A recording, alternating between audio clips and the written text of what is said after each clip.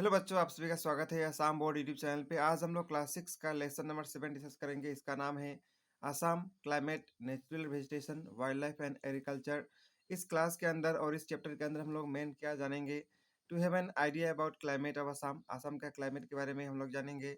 To acquire knowledge about pattern of distribution of vegetation in Assam, Assam के अंदर जो vegetation distribution का पैटर्न है उसके बारे में जानेंगे। To have an overall view of wild life in Assam, Assam का जो वाइल्ड लाइफ है उसके बारे में जानेंगे।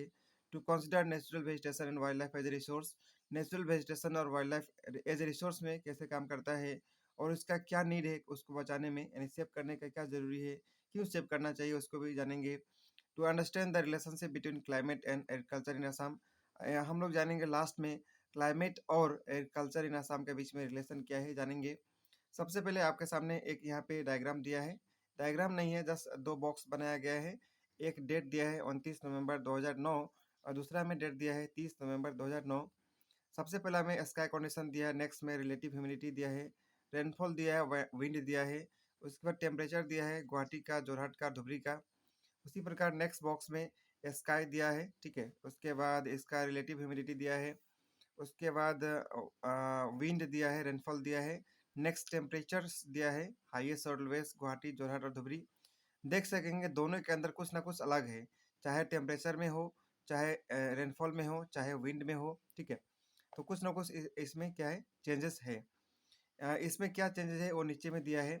इन the above table weather condition of two successive days of three different station of Assam has been show. ऊपर के अंदर यानी दो सक्सेसिव जो है वेदर कंडीशन तीन डिफरेंट स्टेशन का, गुवाहाटी, जोरहाट और धुबरी का यहाँ पे दिया गया है। These are some of information about atmosphere for short period of time। ये जो है एटमॉस्फेरिक कंडीशन है शॉर्ट पीरियड ऑफ टाइम के लिए, ठीक है, यानी बहुत कम समय के लिए एटमॉस्फेरिक कंडीशन इसमें दिया गया है। डे और day to day atmospheric condition, यानी डे टू डे जो एटमॉस्फेरिक कंडीशन होता है जो कि बहुत कम समय के लिए होता है उसको ही कहा जाता है वेदर। उसको क्या कहा जाता है? वेदर कहा जाता है, ठीक है। आगे the average daily weather condition of the element like temperature, pressure, humidity, wind, precipitation etcetera of the day can be calculated. यानी जो डेली वेदर कंडीशन है जैसे कि टेम्परेचर हो, प्रेशर हो, या फिर ह्यूमिडिटी हो, विंड हो, प्रेसिपिटेशन हो, ये सबको हम लोग कैलकुलेट कर सकते हैं, ठीक है।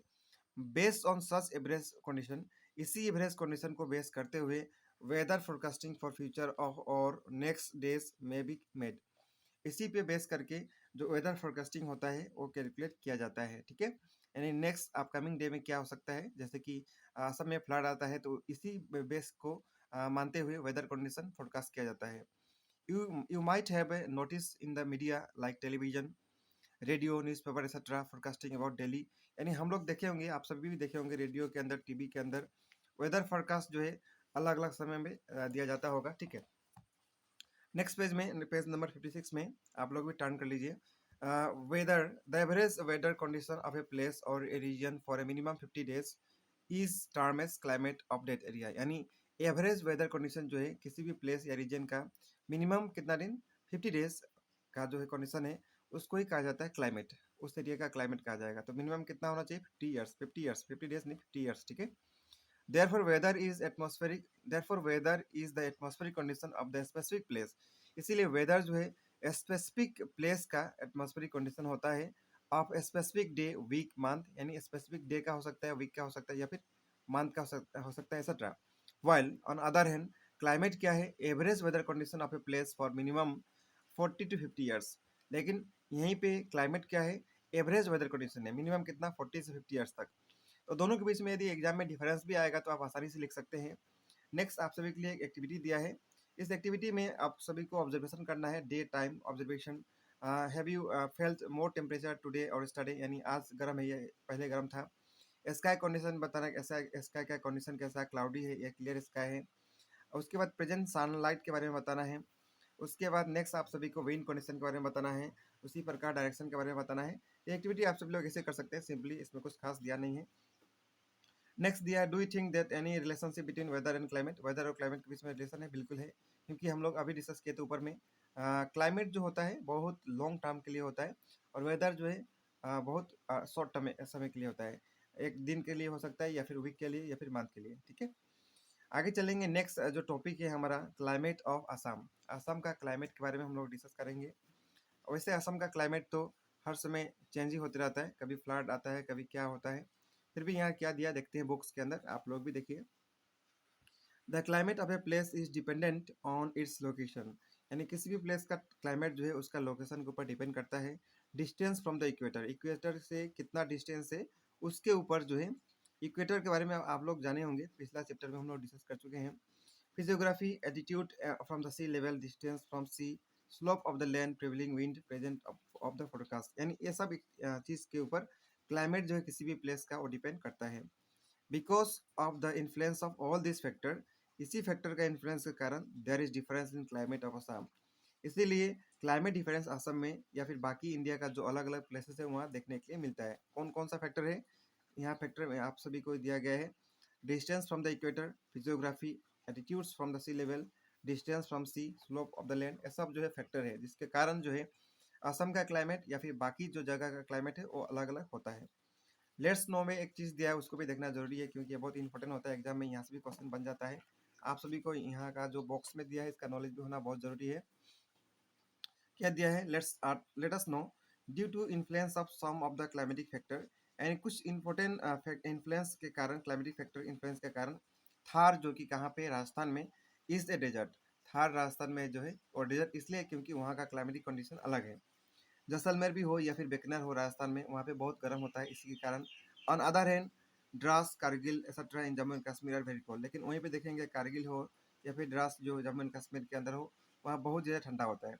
मुंबई और Kolkata situated near the sea are neither hot nor cold, वहीं पे मुंबई हो गया, कोलकाता हो गया, वहाँ पे ना ही ज़्यादा गर्म होता है ना ही ज़्यादा ठंडा होता है। शिलोंग, शिलोंग जो नाम सुने होंगे, एक प्लेस है मेघालय के अंदर। A place in our neighbouring state Meghalaya is cool because it is located at high altitude, ये बहुत हाई एल्टीट्यूड पे है, इसीलिए मेघालय के अंदर क्या होता है, यानी शिलोंग के अंदर क्या होता है, बहुत ज़्यादा ठंडा होता है। ठीक है, नेक्स्ट पेज में आते हैं। You have read in the earlier lesson that Tropic of Cancer, Tropic of Cancer underline कर लीजिए। ट्रॉपिक ऑफ कैंसर जो है पास होता है middle of our neighbouring state Tripura, यानी मिडिल ऑफ स्टेट जो है त्रिपुरा, उससे ट्रॉपिक ऑफ कैंसर पास होता है, एग्जाम में कभी भी पूछ सकता है। Just north of its Assam is located, इसका नॉर्थ में आसाम जो है लोकेटेड है, between 24 degree north and 28 degree north latitude में क्या है, आसाम है। ठीक है, जस्ट इसका नॉर्थ में। Therefore climate is of Assam is temperate, इसलिए हम लोग असम का क्लाइमेट को क्या बोलते हैं, टेम्परेट बोलते हैं, याद रखना है टेम्परेट। ठीक है, on other hand Assam is located within the south east Asiatic monsoon region, इसीलिए हम लोग बोलेंगे कि असम जो है south east Asiatic monsoon region के अंदर असम है।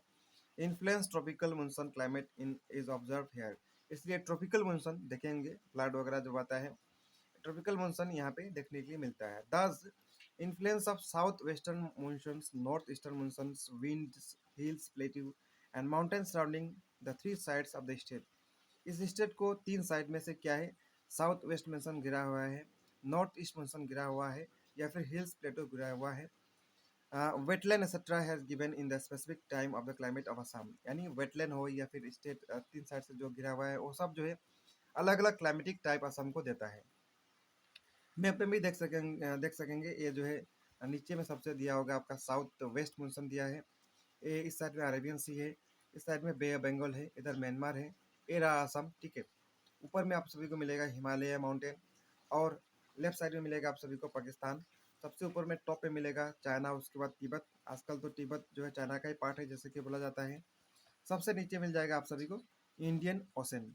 ये क्या दिया था, ये दिया है influence of south west monsoon Assam, Assam के अंदर साउथ वेस्ट मानसून से क्या इन्फ्लुएंस होता है वो यहाँ पे दिया गया है। ठीक है, इस डायग्राम के अंदर, इस मैप के अंदर। इसके बाद नेक्स्ट पेज में जो है नया टॉपिक होगा, इसको हम लोग नेक्स्ट वीडियो के अंदर डिस्कस करेंगे। Based on climatic factor the whole year in Assam has been divided mainly four season, चार सीजन के बारे में अपकमिंग लेक्चर में हम लोग डिस्कस करेंगे। इस लेक्चर में ऐसा ही इतना ही होगा, नेक्स्ट लेक्चर में मिलेंगे। आप सभी को लेक्चर कैसा लगा वो भी बता सकेंगे। ठीक है, थैंक यू।